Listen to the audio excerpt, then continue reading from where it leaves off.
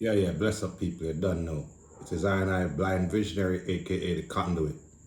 But in this installment, there's no album to blind review.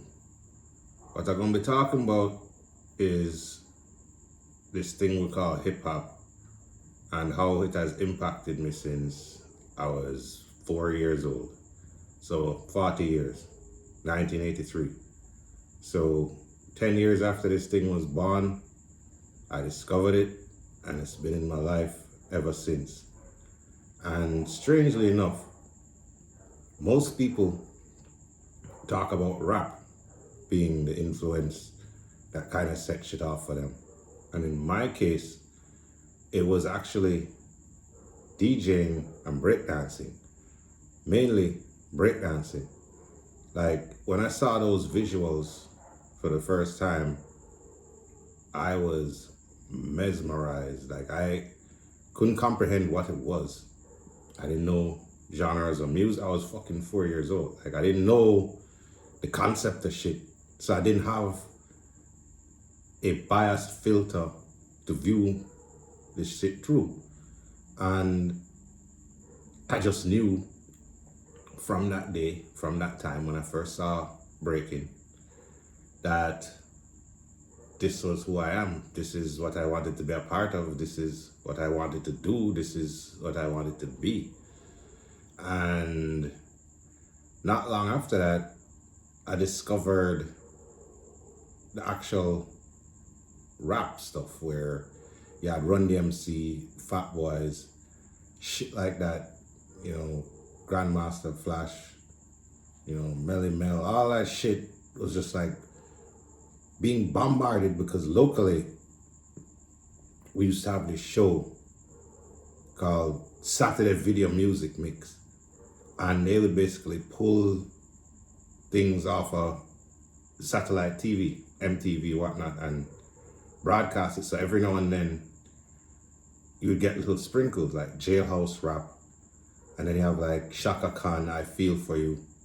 That's an R&B song, but that had hip hop elements. And then like, that was one of like the first times I saw the whole visualization of a DJ setup, even though that was here before I was born through the dancehall shit. Like I never cared about that.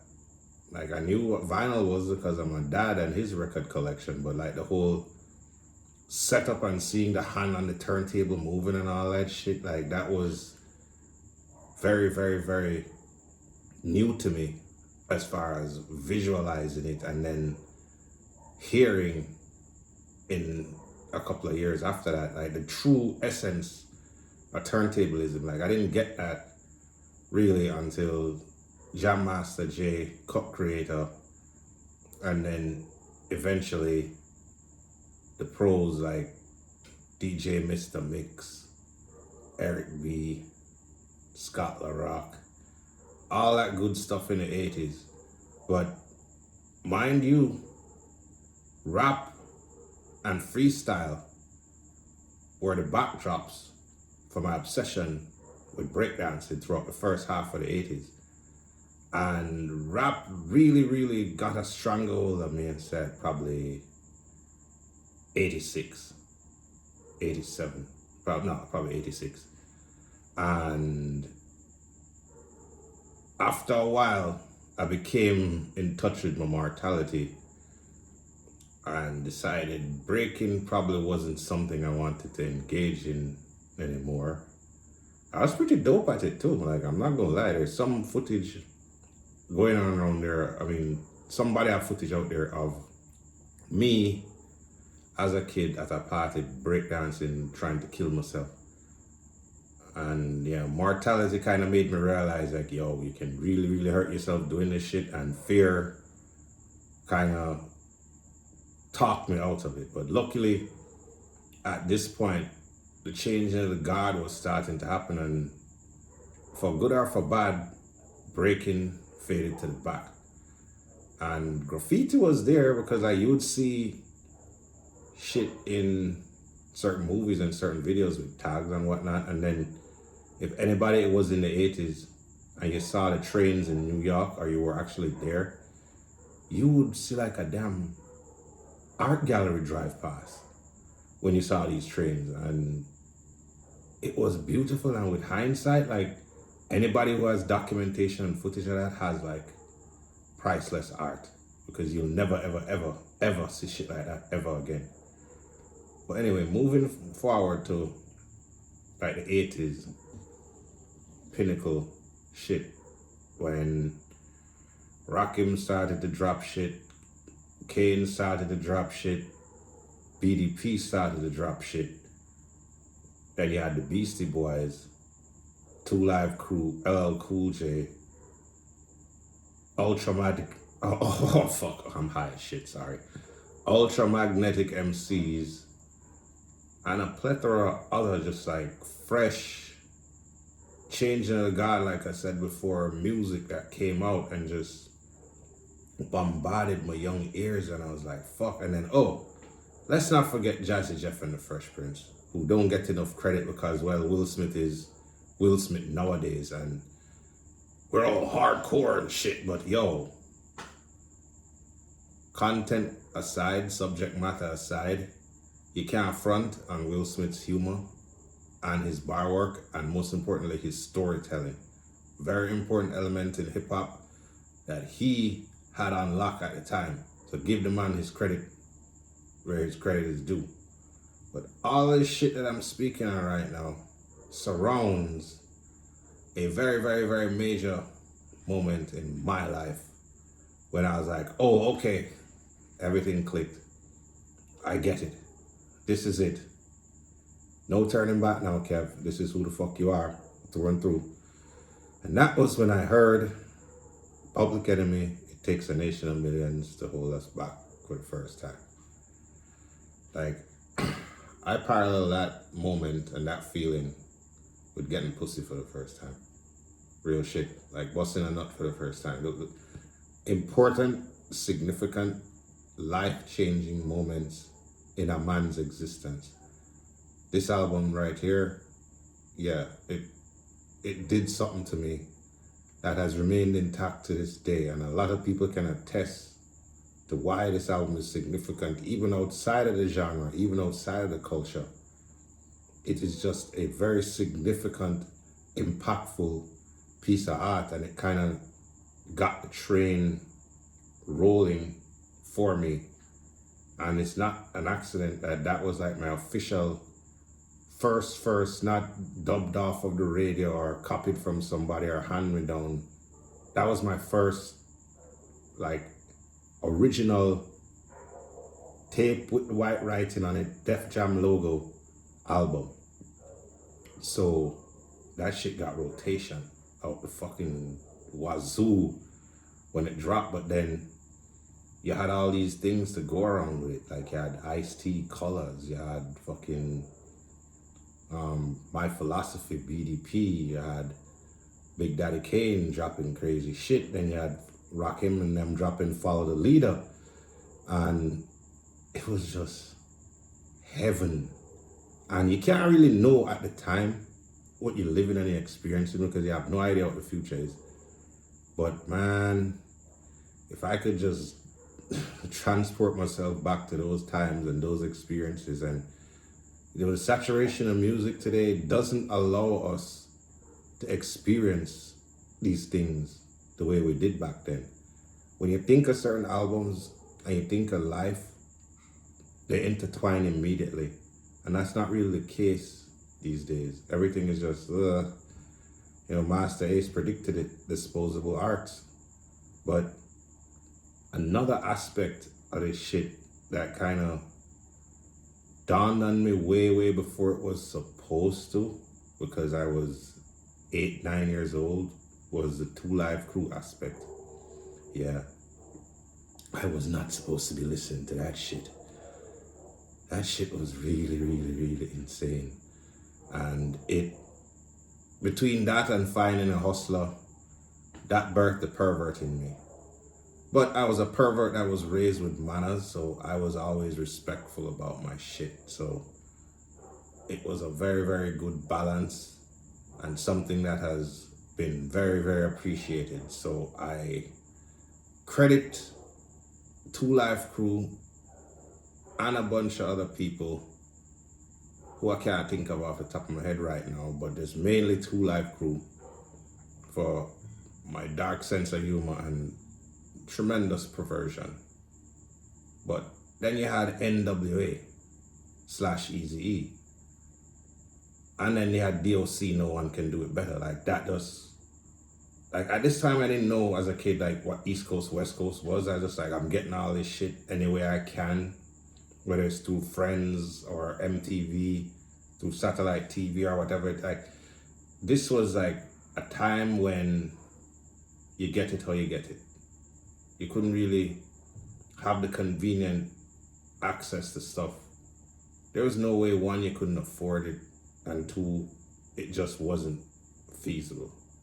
Like you couldn't go to a record store with thousands of dollars and buy everything that come out the way you can just, oh shit, come out this Friday? Let me just listen to all these 17 albums. That would cost you once upon a time. Like there was no way you could do that without fitting the buck or knowing somebody who had all that shit, which was very, very rare, unless you knew somebody who worked at a radio station, which I did. And big up / RIP to Francois Sanjus. You were one of the people who helped mold and shape who I am today through giving me an access to some really, really dope rap music. I remember the first time, I mean, Jamaica is Jamaica, land of reggae. So I was the oddball out, obsessed with this thing called rap. And apparently there were a couple of other people, and even if there weren't, there were people in higher places, mainly the radio, who gave a shit and would actually push it. And one of those people was Francois. And he said, one day on the air when I was like just in the living room, being me, I'm about to play 1 full hour of rap. I'm like, what the fuck? That's unheard of. I was glued to that radio like a flyer to a light post. And after a while, he developed that into the Saturday morning mix. So every Saturday morning at 10 a.m. to 11 a.m., we would play rap. Back then, it wasn't no hip hop shit, it was rap. Hip hop was the culture, rap was the music. You go in a record store, you see the genre RAP, rap. It didn't say hip hop. So yeah, we called it rap for the longest while. I mean, this hip hop shit came down, I mean, like, I'd say when the underground kind of took precedent and pop music also got a hold of it. But yeah, I mean, rap is something you do, hip hop is something you live. But anyway, I digress. This shit was completely taking over my life at this point, as far as obsession and learning things about a place and people who I didn't know, but I just felt like, oh, this was something that I needed to be a part of. And me being in Jamaica kind of proved something to me very early in life, which is you can't help who and what you love. I just gravitated towards this shit. Nobody introduced me to it. It was just there and I went, whoa. And then the fact that I had all of these opportunities that far and few in between there were still opportunities to hear new music, hear new artists, hear the groundbreaking shit happen and go down in real time. Because yeah, I mean, we were behind a little bit. But then after a while, we were pretty current. Like, I'm not gonna lie, like shit was playing on the radio here while it was knocking in the US and the UK. So I was very grateful for that throughout the 80s. And it really, really laid the foundation between that, G.I. Joes, Transformers, video games, rap. That was my world. That was me. That was what was shaping they said the early years are crucial to who you are going to be as an adult. And yeah, that was shaping the fuck out of me. And just looking back and how much I have actually learned from the music, from the people, whether it be being authentic, speaking up for injustice, street smarts, learning from people saying the harsh consequences of doing certain things, or just learning to just have fucking fun and let loose. And even certain things with women. They were so, like, hip-hop was more significant as far as self-education than anything else in the very, very, very beginning. And I'm very grateful to the music, the culture, and the people who are in the culture, because I am who I am because of this thing called hip-hop. So this first video has been an introduction to how baby me was navigating the infancy of this thing that is now about to turn 50. Now in the next video, I'm gonna be talking about the glorious 90s. And yeah, I have some pretty cool stories for that, so stay tuned. This has been part numero uno. More to come. Big up everybody in hip-hop. Big up hip-hop itself. You done know. I have spoken.